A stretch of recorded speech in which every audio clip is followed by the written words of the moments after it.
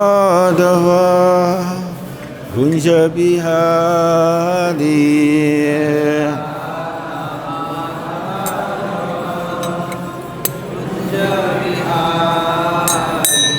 Jaya Gopi Janavalabha Girivaradari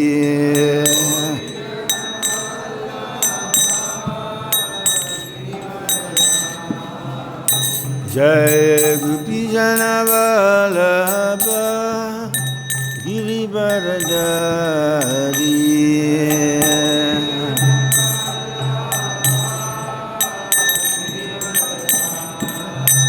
Yashodanandana Braja Janaranjana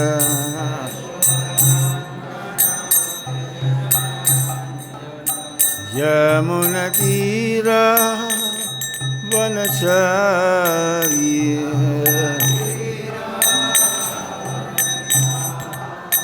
Yamunatira Vanachari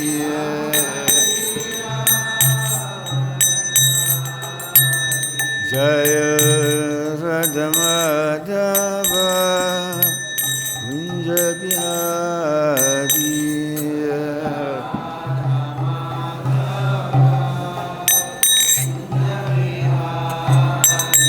Hare Krishna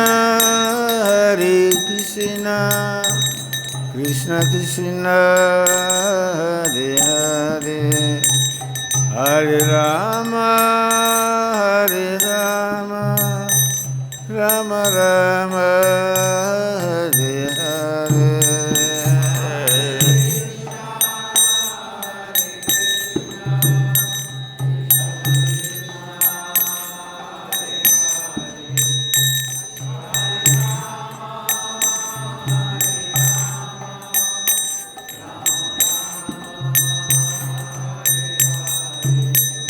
Hare Krishna Krishna Krishna Hare Hare Hare Rama Rama Rama Hare Hare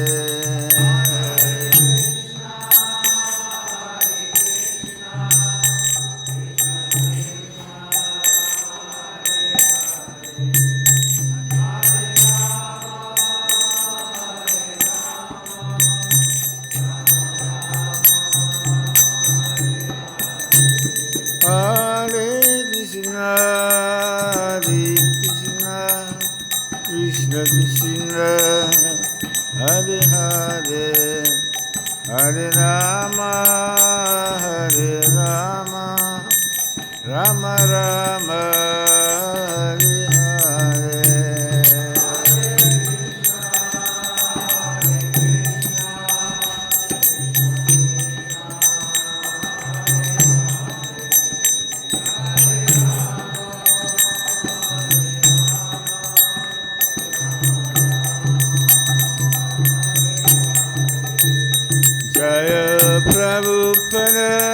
Jaya Prabhupada Prabhupada Śrīla Prabhupada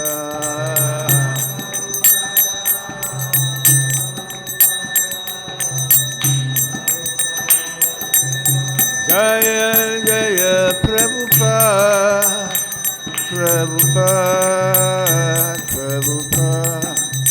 Jaya Prabhupada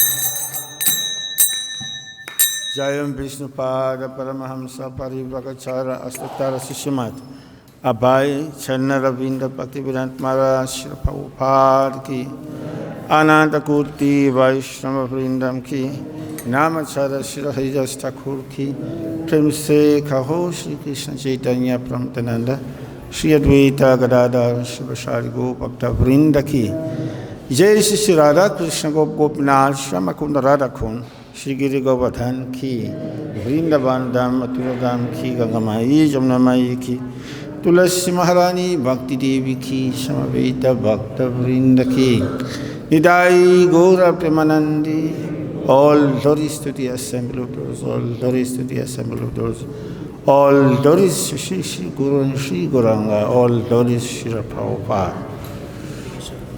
40, so you read yourself. Huh? 40. You read yourself, and 41. Oh, 40 I do myself. Okay. Narayanam namaskritya naram chaiva narottamam devim saraswatim vyasam tato jayamudirayita nashtapraisura dadṛśuḥ nityam bhagavata sevaya bhagavati uttama shloke bhakti bhavati nastiki om namo bhagavate vasudevaya om namo bhagavate vasudevaya.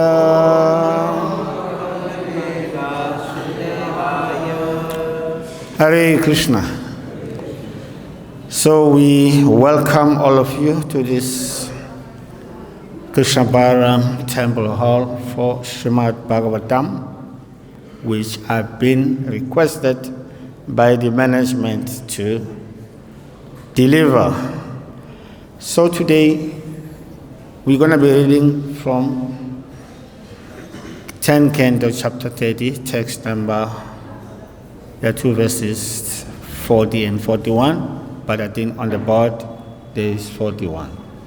So I'll read text number 30 myself, 40, and then we'll read 41 together. Text number 40. Śrī Śukadeva uvāca achintayo bhagavato mārgaṁ gopyo vidūritaḥ dadṛśuḥ priya-viśleṣān mohitāṁ duḥkhitāṁ sakhīm. Translation to text number 40.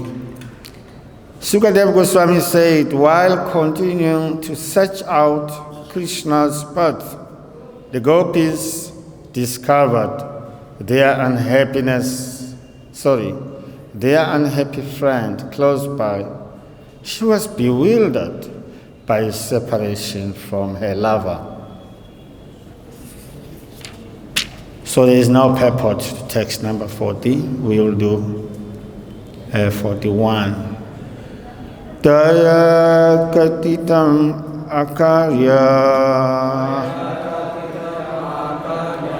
mana pratim chamadhavat avamanam ca duḥkhitāṁ vishmayam paramam yayu taya katitam akarya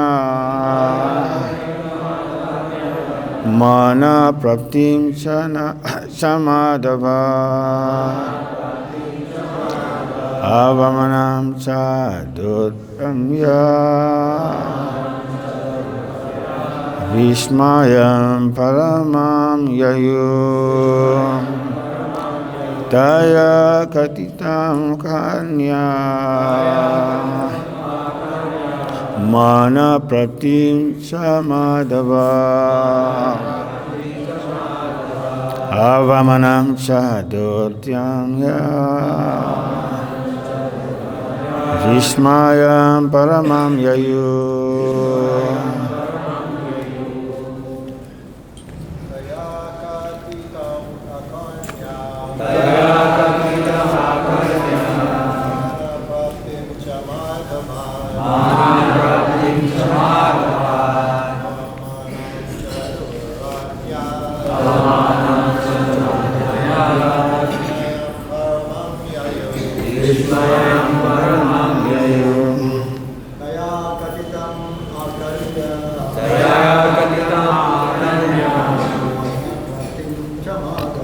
Bhagavato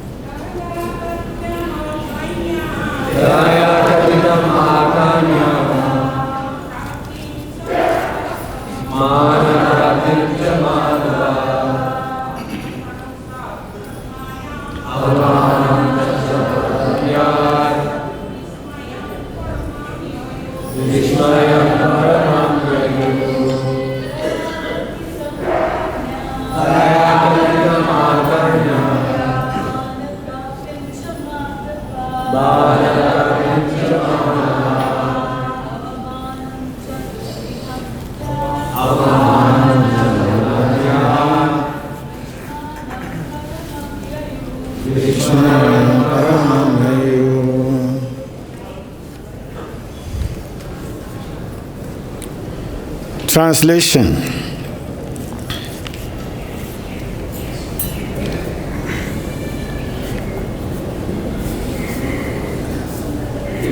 Translation to text number 41.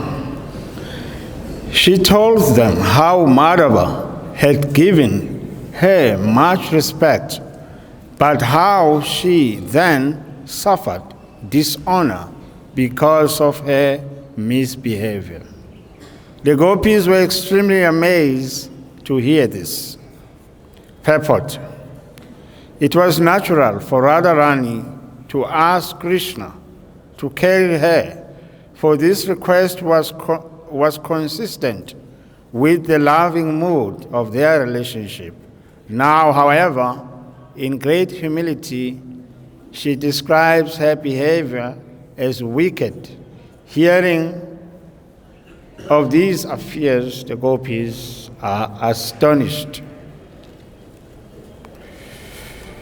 Om Ajnanatirmirandhasya Jnananjana Shalakaya Chakshurumitam Jena Tasmai Shri Gurave Namaha. Jai Shri Kṛṣṇa Chaitanya Prabhu Nityananda Shri Advaita Gadadhar Shri Vaishnava Gaura Bhakta Vrinda. Hare Krishna, Krishna Krishna, Hare Hare, Hare Rama,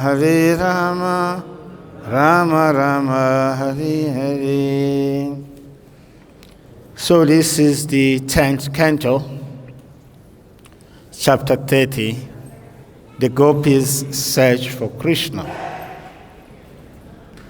Here, by the mercy of Srila Prabhupada, we are able to read the 10th canto. Actually, I'm not qualified. Some devotees are qualified, but because between us and Kṛṣṇa, and between us and Braj, and the pastimes of Radha and Kṛṣṇa and Braj, there is Prabhupada. So we are able also to, through that wall, to see, or maybe to be told what is happening.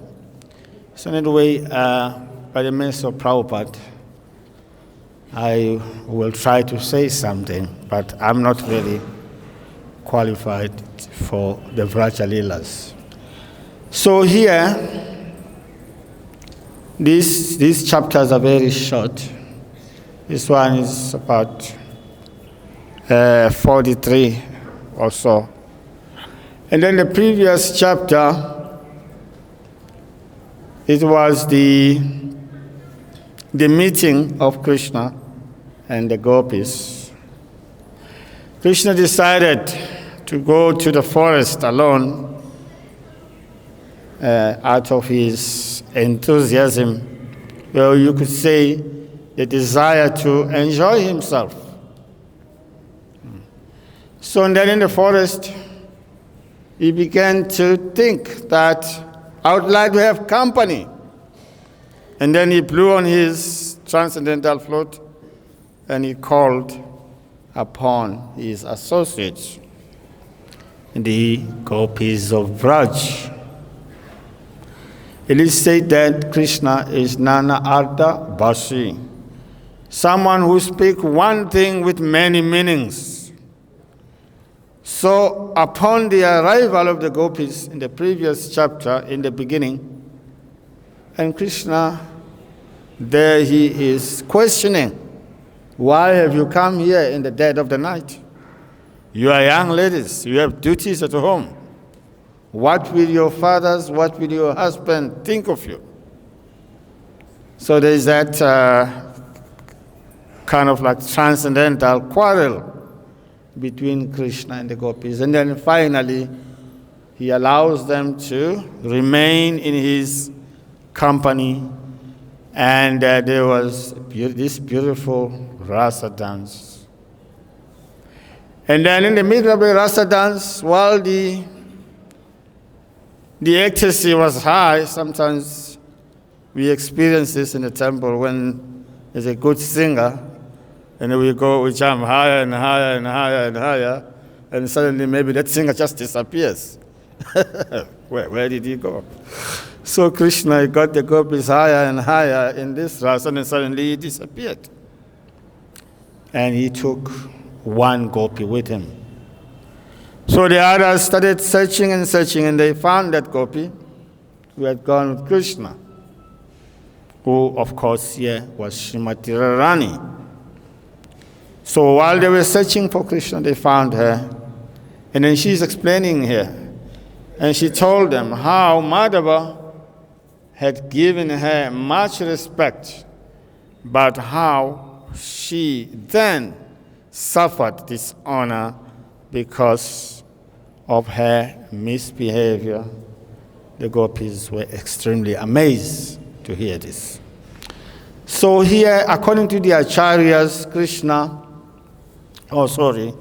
Yogamaya, who is the manager of all the leelas in Braj, has two aspects. One is called Unmukha Mohini. It's an aspect of Yogamaya where she attracts Kṛṣṇa and his friends or associates to perform pastimes. And another aspect of Yogamaya is called Unmugdha, which means he bewilders Kṛṣṇa. Make Kṛṣṇa sometimes afraid of Mother Yasoda. When Mother Yasoda comes with a stick, Kṛṣṇa is running. He is the Supreme Personality of Godhead, but Yogamaya, by her potency, makes Kṛṣṇa feel that he is under Mother Yasoda's authority or somebody else's authority. So in that way, we see that here, Kṛṣṇa is doing so many things that with our standard will seem to be irrelevant to the lila. Like you call people to come for your birthday party and suddenly you disappear. So Kṛṣṇa here has disappeared. But there is a reason why Kṛṣṇa disappeared. Is that the gopis were feeling very proud. Oh, we've got Kṛṣṇa under our control. So in order to balance them, he disappears so that they can suffer this separation and hanker for him again and again. So that is called Vripalamba, hankering for Kṛṣṇa in separation. So Yogamaya is arranging all these pastimes according to the desire of the Lord to enjoy pastime here in Braj. So then we see that Kṛṣṇa, even though he is said to be nirguna, someone who has no material qualities, but he also has qualities, like his Madhurya pastimes, which are described in these chapters. So when we get into Bhagavatam, or in order to get into the spirit of Bhagavatam, of getting into understanding these pastimes, it is important that we understand the tattva, the truth. Just like Bhaktisiddhanta Saraswati Thakur, he used to stress upon his disciples that they understand Sambandha Gyan, knowledge about the Supreme Lord, his energies, his creation, and his relationship with the creation and his energies. Because until we understand this relationship between Kṛṣṇa and his energies, his potencies, it's very, very difficult to understand these leelas. They become bewildering. Yes. So that's why Bhaktisiddhanta Saraswati stressed this point amongst his disciples. We see that also Prabhupada. He stresses this point of sambandh. We are not this body, we are the soul. Our position is that of being eternal servants of Kṛṣṇa. Prabhupada stressed this in his point. Was this help us to come to Abhideya, to perform devotional service with clarity and with good devotional mode. Which brings us to this point of ashraya, where we completely take shelter at the lotus feet of Kṛṣṇa like the gopīs. So this is explained. This tattva or truth also in Jiva Goswami's Tattva Sandarbha. There, of course, there is original Tattva Sandarbha, but also there is a commentary by Gopi Paranadhana Prabhu. So that explains that because Jiva Goswami expands from Bhagavatam 1 to 11. That verse, Vadanti tattva vidash tattvam yajnanam advayam brahmiti paramamiti bhagavan iti shabhyate. This verse was very popular when I first joined the movement. Brahmiti paramamiti bhagavan iti shabhyate. That the absolute truth is understood by the great personalities, great sages, as the non-dual substance, which is termed Brahman, Paramatma, and Bhagavan. And then Jiva Goswami, or Tattva Sandarbha, as it is being actually elaborated upon by different scholars. So this verse he explains that jnanam, knowledge about the absolute reality, the personality of Godhead, it refers to that entity whose nature is that of exclusively pure consciousness. This is Gopi Paranadhana Prabhu's translation.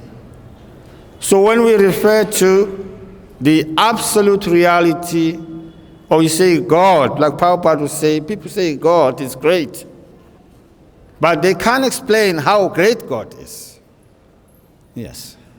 So we can say God is great, but how great God is, there's something else. So that truth is very much needed in understanding how great God is.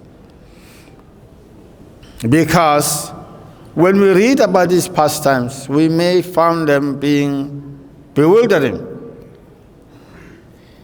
So there in Tattva Sandarbha explains that when we talk about Bhagavan, we are referring to that entity whose nature is that of exclusively pure consciousness. So they give three reasons. One is that this entity does not take support from anything else except from its own potencies. We see that when we study Kṛṣṇa, right from the beginning, when he was just an infant, some demons tried to take advantage of his infancy, like Putana, Vyomasura, Shakatashura, he killed them. Before he grew up, he was already doing his business. Why? Because he takes support from his own potency. He doesn't need to go to the gym and become a Superman like a wrestler. So that's the difference. Number two is that Tattva explains that we don't have anything similar or dissimilar that is self-existent. In other words, in this creation, everything that is existing depends upon the energies that are supplied in the universe. Like we breathe air and so many other energies that are supplied by the Supreme Lord to us. We need sunshine. But that does not apply to God. That does not apply to Kṛṣṇa. And number three, it says that even though this entity that we call Bhagavan takes support from its potencies, but these potencies cannot have any existence without it as their absolute foundation. So that's a philosophical explanation in Tattva about the nature of God, actually, that he doesn't depend upon energies that are provided with this creation like us, but he depends upon his potency. So in a similar way here, during the rasa dance, the gopis were thinking, now we have Kṛṣṇa under our control, he just disappears. Yes, because he cannot be controlled by anyone. So why did Kṛṣṇa do this?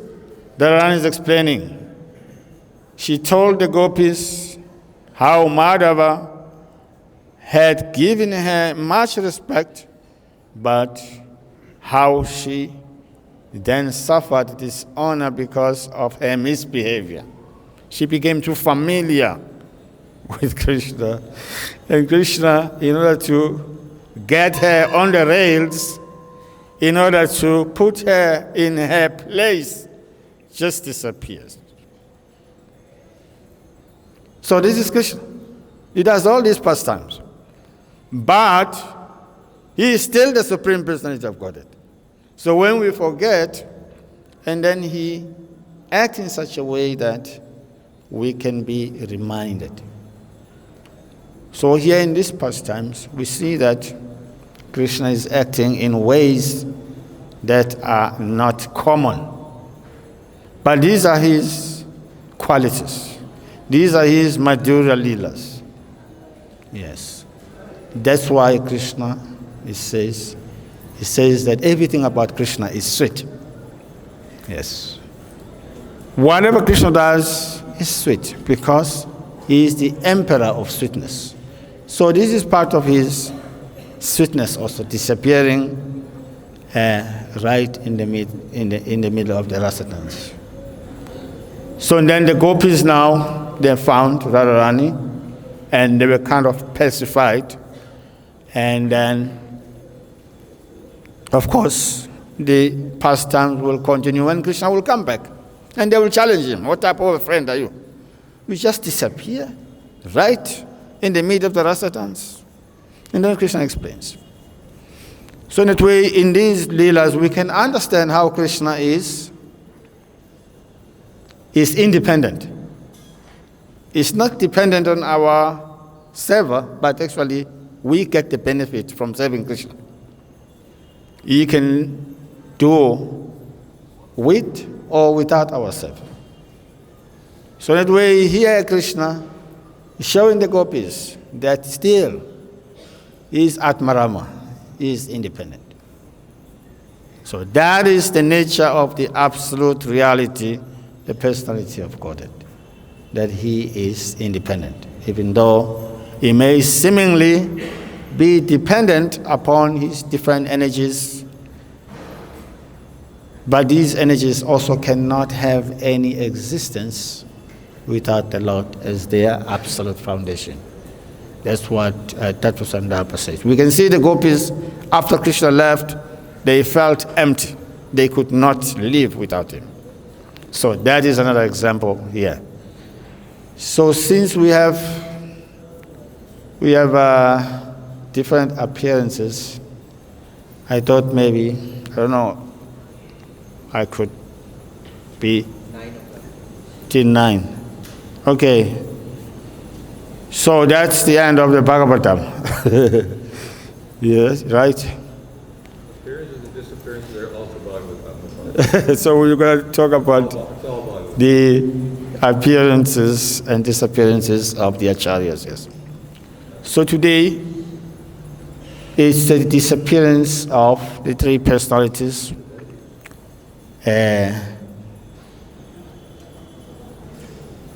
Jagannath Babaji Maharaj, Rasikananda Prabhu, and His Holiness Kṛṣṇa Gosvāmī Maharaj. Okay, I have jotted down a few things about these personalities. Sometimes you get mixed up. So it says that Jagannath, we start with Jagannath Babaji. Jagannath Babaji Maharaj was born, says around year 1750 AD, at the remote village of Tangail, which nowadays is on the south of Bangladesh. And then it says that Jagannath Das Babaji, during his time, he was considered the most advanced Rasika Bhakta in Braj, at Jagannath Puri, as well as in Mayapur. Early in his life, it is said that he spent time here in Braj. He was here doing his bhajan mainly. But somehow or other, towards the end of his life, it is said that he lived for 150 years. And then towards the end, he decided that he wants to go to Navadip. Yeah, for some reason, he just decided to leave Braj and go to Navadip. So he had a servant called Bihari. So Bihari was an amazing servant. Amazing servant means that his life was 100% for Jagannath Das Babaji's service. I remember in the good old days when I came to ISKCON, during the Zonal Acharya period. So when we were serving, the gurus, we used to get up early before the guru gets up. And then you stand at the door. And then you sing kirtan to wake him up. When he is dressed, and then you take him to the temple, like that. In those days, was something similar to that. So this Bihari, he was like that. So one day, Jagannath Das Babaji Maharaj told him, I want to go to Navadip. I want to leave Vrindavan. At that time, Babaji was so old that he could not walk. Bihari used to carry him, put him in a basket, carry him. So it so happened that when he took Babaji into the basket, he felt his weight. But when he took Babaji, who was already in the basket, to his head, it was like a towel. Like it felt so light, like Babaji was not there, but he's there. It is said that that's how he displayed his mystic powers. Yes, he can be light, sometimes be heavy. So then they traveled from Vrindavan to Navadip. Took them nine days. So they had to cross the jungle. Just like how Mahaprabhu, when he came to Vrindavan, also he crossed the jungle. So then as they were entering the jungle, Bihari, who was carrying Babaji, he saw in the middle of the pathway there was a tiger, and there were few with others with the tiger. He thought, Hari Baba, now I'm finished. They are hungry. Let me go back. So then suddenly Jagannath Babaji, he noticed that Bihari was, making a U-turn. And he asked him, what's happening? Why are you making a U-turn? He said, Babaji, there are tigers there on the way. I'm afraid to proceed. So Jagannath Babaji said, don't worry. Those creatures are no ordinary creatures, but they are the attendants of Chaitanya Mahaprabhu. They have come here to make sure that we will cross the jungle safely without being harmed by other animals. Don't worry, go back. And then Bihari turned towards the tigers. And they gave way, and they followed him to make sure that he went through the jungle without being attacked. So that was another potency of Babaji Maharaj, that he could understand that these tigers did not come to harm them, but they were there just to give them protection. So then they arrived at Navadip, where eventually he gave association to many personalities in the area, including Srila Bhaktivinoda Thakur, who took shelter of him. Another important thing is that Babaji, or Bhaktivinoda Thakur, he did an extensive work of trying to allocate the birthplace of Chaitanya Mahaprabhu. At that time, the Ganga, the course of Ganga has changed, so many places were lost. So then when he found that place, which is Yogapith today, he wanted to confirm with Jagannath Das Babaji Maharaj. So when he came, it is said that he jumped out of the basket and started chanting Gauranga, Gauranga. Yeah, this is the place of Gauranga Mahaprabhu. So in that way, it was Jagannath Das Babaji who confirmed the place that we call Yogapith today. And Bhaktivinoda Thakur, he built that mandir there and arranged it the way it is today. So Jagannath Babaji Maharaj is considered to be a very great acharya, Sarvabhauma. Yeah, he was an associate, or you could say those devotees who are connected with Chaitanya Mahaprabhu. There are so many pastimes and stories, but the most important thing is that he's the one that confirmed the birthplace of Chaitanya Mahaprabhu. So we are very grateful to Jagannath Das Babaji Maharaj for giving us the Yogapith, the birthplace of Mahaprabhu. Of course, there are so many other contributions also, but the important one in our line is that he discovered, or he confirmed, that the place of Mahaprabhu's birth was in Mayapur, which is not far from our temple. And then Bhaktivinoda Thakur built that place very nicely. So these personalities like Jagannath Babaji Maharaj, Gaurakishore Maharaj, Gaurakishore Babaji Maharaj, they are not easy to understand because they are seeders. eternally liberated personalities. Sometimes their pastimes are more like avidūritaḥ. Yeah, very difficult to understand. But those who are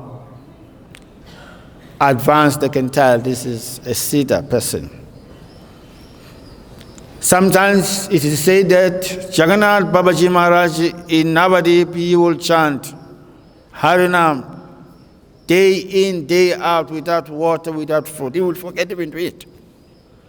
When he became absorbed in Nam, someone will remind him, Babaji, for 3 days, for 4 days, we haven't taken anything. Oh, really? Yes. That's how absorbed he was in chanting the holy names. And so in that way, we can take inspiration from them because they have Kṛṣṇa. We are simple, running behind them, asking for them to give us Kṛṣṇa. On the days like the disappearances and appearances of the acharyas, Prabhupada said, these days are the mothers of devotion, because on these days, these acharyas are open, their mercy is open. So we can pray to Jagannath Das Babaji Maharaj to allow us a glimpse of mercy of Gauranga and Nityananda, and our life will be perfect, because these are the representatives of Gauranga. And then another personality, or is another acharya, is Rasikananda. Rasikananda, it is said that he was a disciple of Shamananda Pandit. Shamananda Pandit was a very great personality who came to Braj as a young man by the name Duḥkhi Krishnadas. Duḥkhi means unhappy, miserable. Am I right? Duḥkhi. Shukhi means happy. So he was given the name Duḥkhi Krishnadas. He came to Braj and he met Jiva Gosvāmī. And he was one of those 3 devotees that Jiva Gosvāmī sent with the books of the Gosvāmī. It was Shamananda Pandit, Narottam, and Srinivas Acharya. They were not acharyas when they came here, but Jiva Gosvāmī gave them these titles and sent them to go and preach with all the books of the Gosvāmī. So Shamananda Pandit, he came here as Duḥkhi. He went back as Shamananda, because in Braj, he was blessed by Srimati Radharani. You know the story, you are Brajabasis. I'm just an outsider. I'm just getting some stories from you. So he was engaged in cleaning the kunjas, somehow or other. That pleased Srimati Radharani, who gave him the name Shamananda and gave him the deity of Sham, which I believe is still in what they call Kunja Seva Kunj. Yeah. Anyway, so this Rasikananda was the disciple of that Shamananda. So it is said that Rasikananda Prabhu was born as Rasik Murari Deva. He was the son of Achyuta Dev, who was a king of one place called Rohini. So he was a prince. But his father and mother, they were also devotees. So then Rasikananda Prabhu, he grew up, he got married, His father arranged him marriage when he was young. And later on, he had a desire to take shelter of some great soul. And then he